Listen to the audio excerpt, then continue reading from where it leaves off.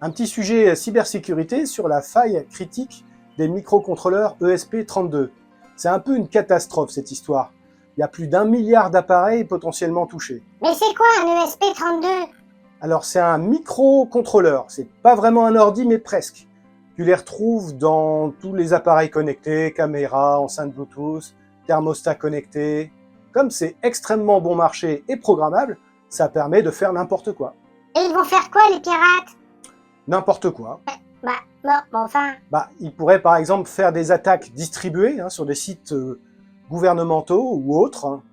Et puis justement, c'est le sujet des attaques russes du 10 mars sur la France. La France a été visée avec une vingtaine de sites français, dont des sites des régions, la Seine-Maritime, la Moselle, le Nord, etc. Et des opérateurs comme SFR, Free, Bouygues et même Orange, La Poste aussi, et puis France Télévisions. Ça ne va pas s'améliorer? Il y a peu de chance. Il y a 2 pays qui se sont mis dès le départ à l'abri derrière un gigantesque mur pour protéger leur Internet. C'est la Chine et la Russie. Et puis Donald a demandé de réduire la voilure concernant la cyberdéfense contre les Russes. C'est le secrétaire américain de la Défense qui vient d'ordonner une pause dans les cyberopérations contre la Russie. Mais pourquoi? Pour faire des économies, il paraît. Tu veux rire? Écoute, j'en sais rien et c'est pas drôle.